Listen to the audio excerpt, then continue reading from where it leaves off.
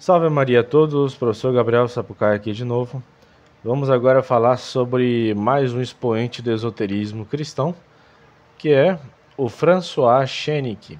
Falamos um pouco sobre ele, sobre o prefácio e pós-fácio que ele fez nas obras do padre Henri Steffani. Agora vamos falar sobre esoterismo cristão do François Chenick. Estou utilizando os Cadernos de Barruel, volume 2, da editora Cardeal, nossa editora, que ainda está aí em campanha, né? Está em campanha. Não foi colocado para impressão aqui ainda, estou usando o PDF, ok? Mas, se eu não me engano, na versão francesa, esse aqui são os Cadernos de Barruel, número 23 e 24, se eu não me engano. 23 e 24. Para quem quiser pegar a versão francesa e já dar uma lida, tá? Então, François Chenick. François Chenick é o compilador da obra que acabamos de analisar no capítulo 1. Foi ele quem organizou a coletânea póstuma dos escritos do padre Steffani e deu ao trabalho seu título. Ele é, portanto, a primeira personalidade que vem à mente quando se busca identificar os membros da escola de esoterismo cristão. Graças às notas explicativas que Chenick acrescentou aos 2 volumes da coletânea, sabemos que ele adere plenamente a essa escola, tanto em sua essência quanto em seus detalhes. Um documento muito revelador confirma de forma definitiva sua ligação com o esoterismo cristão. Trata-se dos Atos da Segunda Reunião Budistas Cristãos, organizada pelo Instituto Karma Ling, no Pentecostes de 1984, sob a presidência de Lama Denis Teonrup, no Centro Budista da Cartucha de Santugon. Centro Budista da Cartucha de São Hugo. Centro Budista da Cartucha de São Hugo. Meus senhores. Coisas que nem o diabo teria coragem de dizer, né? Por que eu digo isso? Porque você imagina, a Cartucha, a Ordem Cartucha, aí tem um centro budista lá dentro. Nossa, enfim. Esse colóquio foi dedicado a debater o tema Palavra e Silêncio. Tem tudo a ver com Cartucha, né? Os atos do encontro foram publicados pelas Editions Praina, com endereço na Cartucha de São Hugo, localizada na comuna de Avila, aqui em La Rochette, tá? É a numeração. A conferência apresentada por François Chenick neste colóquio teve como título E a Palavra se fez carne. Adoro esse tema. O Instituto Karma Ling. Quais são as atividades habituais do Instituto Karma Ling, anfitrião do colóquio de 1984? Os atos descrevem essas atividades como estruturadas em 4 níveis. O primeiro nível, o mais básico, um centro de retiros composto por celas cercadas por muros.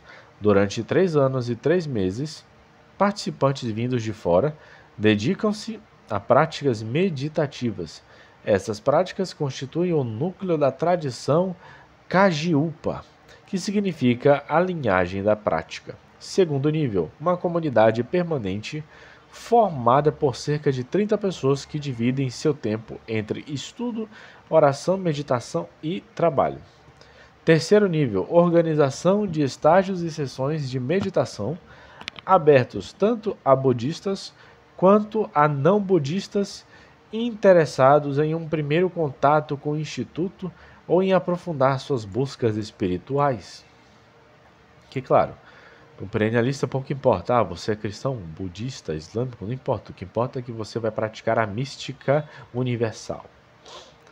Quarto nível, mais elevado, a orientação filosófica geral do Instituto, que é descrita como uma abertura a todas as tradições espirituais, assim como a reflexão contemporânea.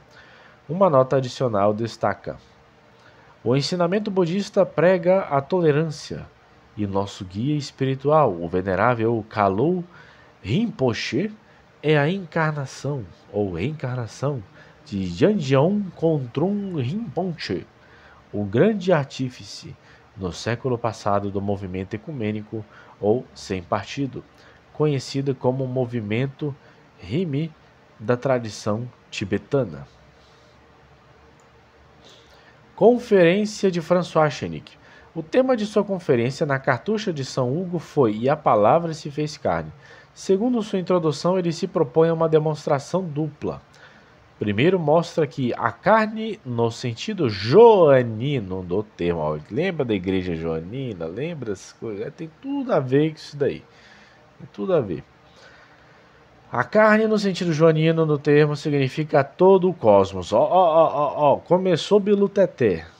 Quer dizer que o verbo se fez carne é o cosmos inteiro. Então o verbo, né, Deus se encarnou em todo o cosmos. Sabe esse chão que você está pisando em Deus. Tá, isso é maniqueísmo, pô. Isso aí, Santo Agostinho combateu isso daí, isso é maniqueísmo. Tá? Tá. Todo o cosmos. Depois, demonstrar que o verbo divino faz ouvir a sua voz de múltiplas maneiras. Né? O Espírito sopra onde quer. Várias linguagens. Ele disse a linguagem hindu, a linguagem islâmica. O Islã foi criado por um rabino. Sim, foi criado por um rabino. Mas fala também nessa língua islâmica. Se você aí também, tal como esse rabino, professor de Maomé, quiser fundar uma nova religião, significa que a partir desse momento, você fundar sua religião, tá? Fazer seu CNPJ para receber o dízimo, já está ali, a palavra de Deus se encarna, o verbo se encarna automaticamente na sua nova religião, tá? Você está perdendo tempo. Estamos, portanto, advertidos. Ele pretende, primeiro, diluir a carne em todo o conjunto do universo. Segundo, diluir a palavra ao longo de toda a história humana. Seu trabalho consistirá em relativizar a encarnação histórica que é confessada pela religião cristã, substituindo por uma encarnação teórica e ambígua que poderá ser aplicada tanto a Nosso Senhor quanto ao adversário, no caso do diabo. Tá? Então, a encarnação ocorre tanto em Jesus quanto no diabo, aí, digamos assim. Tá? Diluição da carne. Quando nos dizem que o verbo assumiu a natureza humana, o que querem nos fazer entender? François Chenique nos oferece o sentido esotérico e, portanto, essencial dessa expressão, da encarnação do verbo, no caso. Você vê que, por exemplo, muitos apostolados de estudos clássicos, quando vão falar de filosofia perene, região perene, adoram falar de encarnação do verbo e etc. É muito bonito, né? Bacana, tá? Mas eles falam, esse é o sentido que eles estão falando, tá? Para eles é esse o sentido, só você que está achando que é coisa tradicional. É só para criar um vínculo entre os católicos, né, ditos tradicionais, e eles. Só para isso, tá bom? É necessário conceber que, entre aspas aqui, François Chenique, que a natureza humana do verbo é uma natureza humana desprovida de personalidade. Natureza humana do verbo é desprovida de personalidade. Tá? Não é pessoal. Em outras palavras, a natureza humana somos todos nós, na medida em que participamos dessa natureza. É isso que simboliza a ascensão. Não é um corpo que sobe ao céu, mas a natureza humana como tal. Uau! No Evangelho fala que centenas de pessoas viram Nosso Senhor subir ao céu. Fala, mas para que a realidade? Para que os fatos? Aqui está o François Chenique dizendo que é outra coisa. Bom, se fosse esse o caso, meu cara, no momento da encarnação do verbo já era ascensão. Já ocorreria a ascensão. Ou então, no momento da morte, o simples fato da alma se desprendendo do corpo já seria uma ascensão. Tá? Só que Nosso Senhor ressuscitou no terceiro dia, ficou entre os apóstolos mais 40 dias, só depois teve a ascensão. Não é verdade? É verdade. Né? Isso porque ele se diz joanino.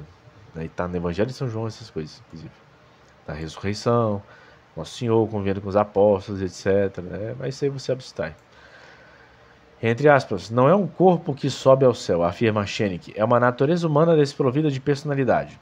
A sutileza desse budista é significativa, pois de fato a personalidade que sobe ao céu no dia da ascensão não é uma personalidade humana, já que Nosso Senhor possui apenas a personalidade divina em duas naturezas. O sofista aproveita essa sutileza para nos sugerir que a natureza humana que sobe ao céu é uma natureza representativa e coletiva.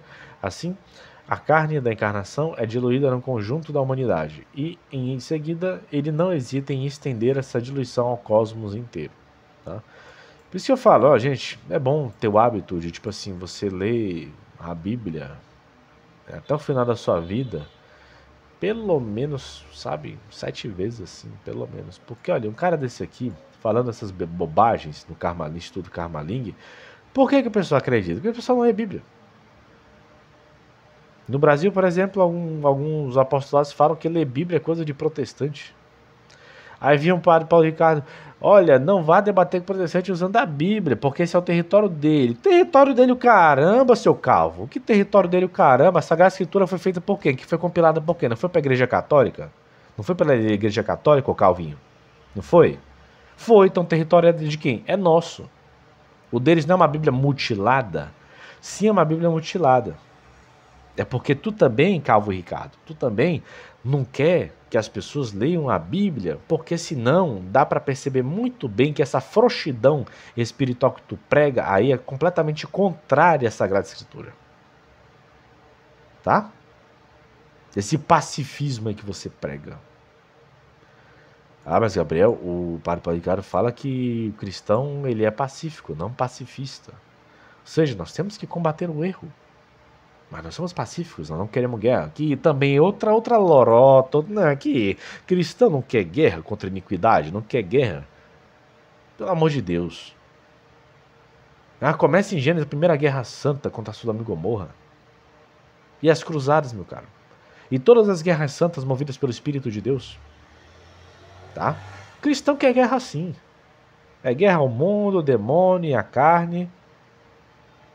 E a caridade exige guerra santa, principalmente pela cristianização de povos entregues às trevas do paganismo. Por isso ocorreram as colonizações, a igreja, a colonização hispânica com a Inquisição e tudo, queimar essas coisas dos astecas, incas, etc. É, deve fazer isso mesmo, cara. Isso é caridade. Isso é caridade, tá? Fonte, Antigo Testamento. Outra fonte, Novo, Nosso Senhor falou que veio reafirmar tudo aquilo que foi dito no Antigo. O verbo que falou pela boca dos profetas. Tá? Então, pelo amor de Deus. Isso não quer guerra. Quer guerra sim, rapaz. A gente quer guerra. A gente deveria estar aspirando guerra, por exemplo, para retomar tudo aquilo que foi tirado de nós pela maçonaria, pelos infiltrados, rapaz. Os caras estão aí nas orgias, né, nas paróquias, estão aí nesse antro de corrupção, de heresia, né, falando besteira e homilia, e oferecendo lixo, oferecendo, desculpa, merda teológica, e a gente aqui, não, vamos rezar que uma hora eles vão se converter. Que vão se converter? Caramba, vão se converter, tá? Pra lá. O cara começa a ver que esse papo assim pra meu mano, você já converteu?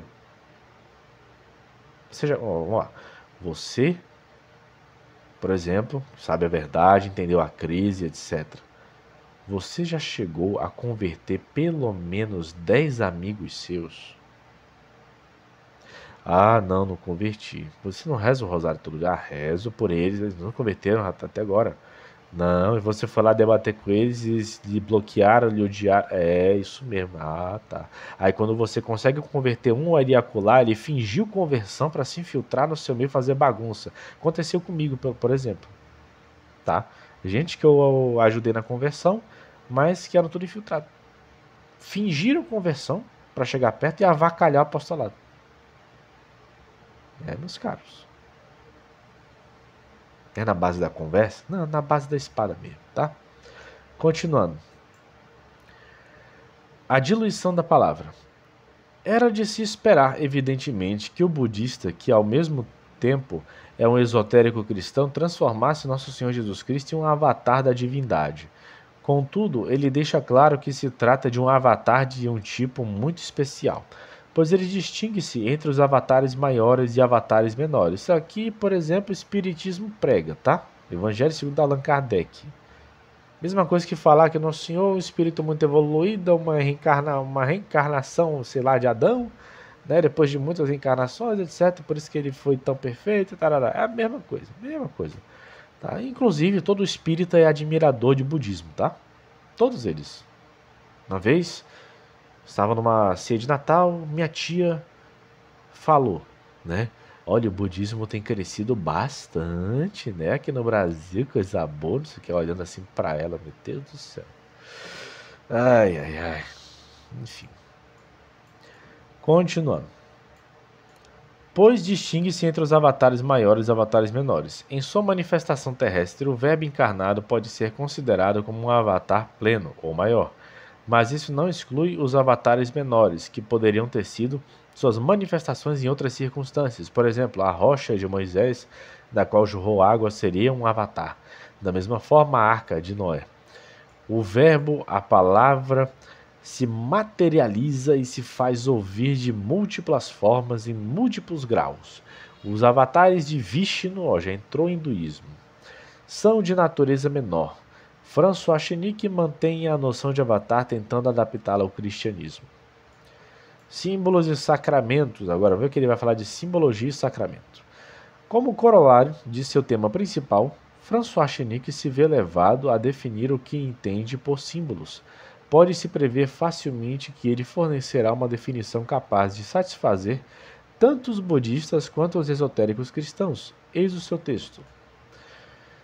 Entre aspas, os símbolos são signos sensíveis, ou seja, perceptíveis pelos sentidos humanos que remetem a uma realidade ou verdade superior a eles. Eles significam essa realidade superior e, de certo modo, a tornam presente. Segundo ele, portanto, os símbolos tornam presentes as realidades superiores, mas não se pode aceitar uma definição dessas. Bom, engraçado é que essa é a definição do Catecismo Amarelinho do João Paulo II para sacramentos, tá? Na realidade, os símbolos têm apenas um valor pedagógico. Eles evocam na mente os objetos que representam, mas não os tornam presentes. Isso é evidente. Há aqui uma hipertrofia que constitui um verdadeiro erro. É interessante observar como François Chenique tenta justificar esse julgamento.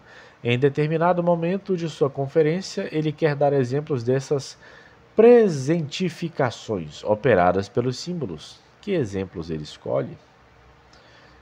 Existem, diz ele, símbolos materiais: a água do batismo, o pão eucarístico, o óleo da confirmação. Lembra que para os esotéricos cristãos, para o Padre Stefano, esses aqui são os sacramentos de iniciação e todos com um valor indelével, né? Inclusive a Eucaristia. Em resumo, ele quer fornecer exemplos de símbolos e, para demonstrar seu poder de presentificação, se vê obrigado a recorrer aos sacramentos. Sacramentos que nem seu budismo exotérico, nem sua filiação esotérica são capazes de reproduzir. O sacramento da Igreja opera o que significa? Ele é dotado por sua instituição divina de uma força operatória. O símbolo, por sua vez, se limita a exercer uma força sugestiva sobre a mente, de fato. Ao assimilar o sacramento ao símbolo sob o aspecto da força operatória, François Chenique introduz uma ilusão na mente de seus ouvintes, que serão levados a acreditar que todo símbolo é portador de uma força semelhante, e que, como se repete insistentemente, ele pode presentificar as realidades superiores que simboliza. Essas ideias são amplamente desenvolvidas nos trabalhos do professor Jean Borrellat sobre o simbolismo. São, aliás, concepções muito difundidas entre os escritores esotéricos. Qual é o perigo disso aqui, por exemplo? Simbologia. Não existe simbologia em talismã, não existe simbologia em runas, não existe simbologia em, por exemplo, pentagramas, em octógonos, os círculos de invocação. Tudo isso aí é símbolo. Os símbolos da maçonaria, ele está falando basicamente que o símbolo opera, é o símbolo que é responsável por operar aquilo que significa. Então, para ele, por exemplo, essas coisas têm poder. Se você, por exemplo, vai do paganismo, xamã, e começa a fazer as pinturas que eles faziam lá, ele já acha que está acontecendo tudo aquilo. Só por causa das pinturas. Tá? É loucura? É loucura. Mas enfim, estamos falando dos esotéricos cristãos. Não esperem racionalidade. Criação e emanação. Examinamos as doutrinas que circulam entre os escritores que compõem a escola do esoterismo cristão. Portanto, é necessário que perguntemos a François Chenique sua opinião sobre a origem do universo. Ele nos revela o essencial de sua visão ao longo de sua conferência no Colóquio Carmalin.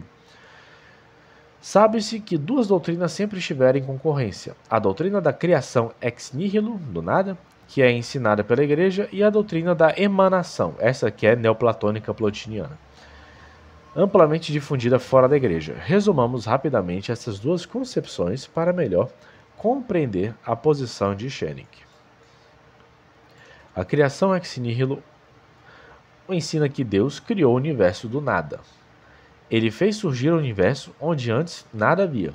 A importância desse princípio não pode ser exagerada, pois ele tem repercussões inumeráveis na ciência de Deus, nas ciências da natureza e na antropologia teológica. Como consequência direta da criação ex nihilo, a Igreja ensina que o homem foi criado à imagem e semelhança de Deus. A imagem divina aqui mencionada diz respeito ao estado de natureza. Ele se manifesta na constituição natural do homem. Após a queda, o homem manteve em si essa imagem de Deus, pois ela faz parte de sua natureza. Mas o que é exatamente essa imagem? Um reflexo. A imagem divina não é uma fração da substância divina. A diferença entre Deus e sua imagem no homem é tão grande quanto a diferença entre uma árvore e seu reflexo na superfície da água. Há um abismo entre o modelo divino e a imagem humana. Já a semelhança refere-se à ordem sobrenatural. Ela consistia na santidade de nossos primeiros pais, que haviam sido revestidos da graça santificante, em razão de sua inocência original. Inocência essa, por exemplo, que o Plínio Corrêa de Oliveira disse que alcançou já com seus 3 aninhos ali, 2 aninhos de idade, tá? A inocência original. Após a queda, o homem perdeu essa semelhança sobrenatural, restando-lhe apenas a imagem divina, o reflexo, pois sua constituição natural não lhe foi retirada, apenas ferida. A emanação, por outro lado, é uma doutrina muito antiga e amplamente disseminada em todo o mundo não cristão. Nessa visão, o universo seria um fluxo que emana da substância divina, degradando-se à medida que se afasta da sua fonte. Inclusive, isso aí é a definição de Deus que a Ana Catarina Emmerich dá nas visões e revelações dela, tá? O mundo espiritual estaria próximo do princípio, enquanto o mundo material estaria mais distante. Para os emanatistas, o cosmos não é mais chamado de criação, mas de manifestação. Um termo que evoca melhor a ideia de um fluxo substancial. Existem variações entre as doutrinas emanatistas. Algumas enfatizam uma continuidade absoluta, outras admitem descontinuidades. No entanto, todas compartilham a mesma premissa fundamental, que é a alma humana, sendo parte do mundo espiritual que emana diretamente de Deus, conteria um fragmento da substância divina, um germe divino. De novo, esse assunto, né? Esse germe tenderia naturalmente a retornar à sua fonte, retomando o lugar que ocupava originalmente.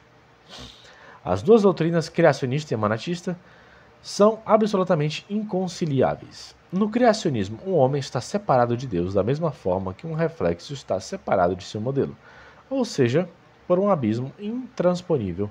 Já na emanação, há uma continuidade entre Deus e o homem.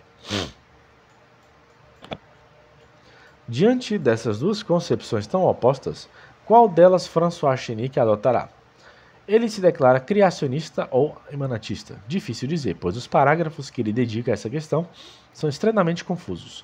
Um dos mais claros é o seguinte, entre aspas, a criação é, em referência a Deus, um vestígio, uma imagem e uma semelhança. Como vestígio, ela se refere a Deus como seu princípio, como semelhança a um dom infuso.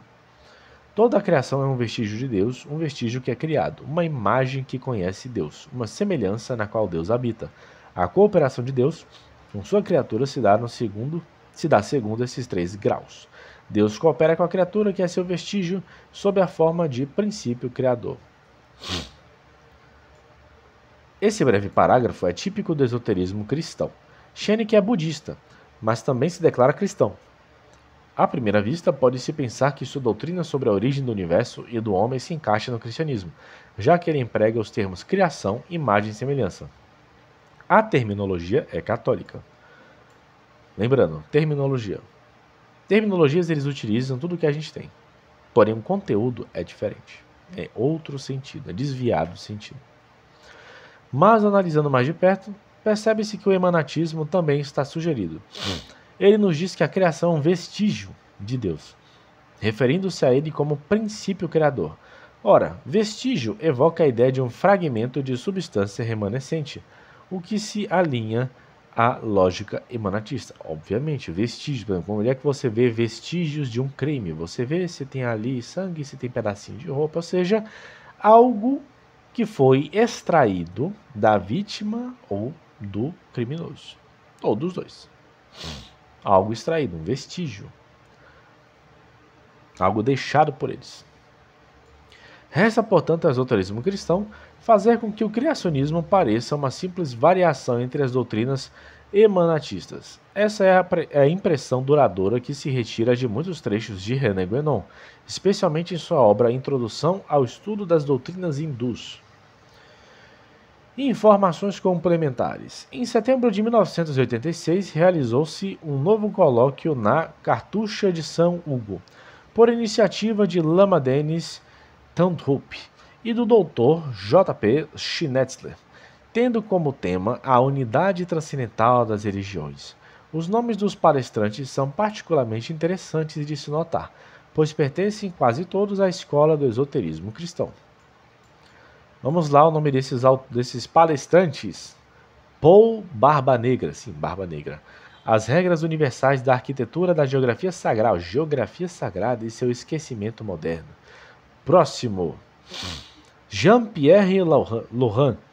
Os obstáculos culturais, a aceitação do princípio da unidade transcendental das religiões. Próximo. Padre Jean-Yves Leloup.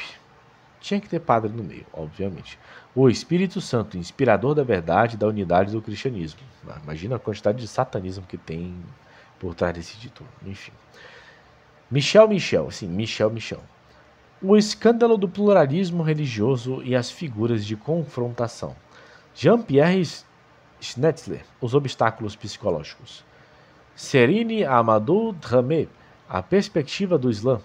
Lama Denis Tandrup, a experiência mística transcendental e sua realização, perspectiva budista. E Isaac Tordman, o ponto de vista israelita. Para fechar com chave de ouro, tem que ter sempre o povo escolhido, né? O próximo colóquio de São Hugo está previsto para ocorrer entre os dias 24 e 26 de abril de 1992, que esse caderno aqui foi escrito antes de 1992, tá? Será o segundo encontro interbudista, tendo como tema não self, não soy. Os cristãos que anteriormente participavam dessas conferências, sejam religiosos ou leigos, já não figuram mais como palestrantes, sendo anunciados apenas como simples participantes. O centro de São Hugo tornou-se, ao longo do tempo, excessivamente budista, e os esoteristas cristãos optaram por manter uma certa distância institucional, embora continuem frequentando-o como simpatizantes externos. Conclusão. Inclusive é por isso que você nunca vai ver, por exemplo, Antônio Donato palestrando por aí, tá? Você nunca vai ver, não é essa a ideia. Conclusão. Se insistimos um pouco sobre este colóquio Karmaling, foi para destacar claramente que, no fim das contas, a escola moderna do esoterismo cristão foi lançada publicamente por um budista. Viu? Pois François Chenique, que lhe deu um nome e seus primeiros estatutos doutrinários ao publicar o livro do padre Henri Stephanie, pratica simultaneamente o cristianismo e o budismo. Tá? Por essa razão, é totalmente lógico incluirmos o François Chenique entre os membros dessa escola.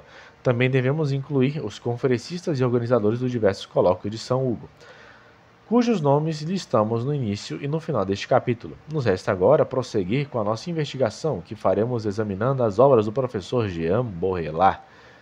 Jean Borrellat vai ficar para outro vídeo, ok? Salve Maria a todos! Deus abençoe a todos vocês, ok? E não existe esoterismo cristão. Mais uma vez, não usem termos como exoterismo e esoterismo para falar de religião. É isso que os guenonianos, é isso que os esoteristas, filósofos perenes, o pessoal da religião perene quer.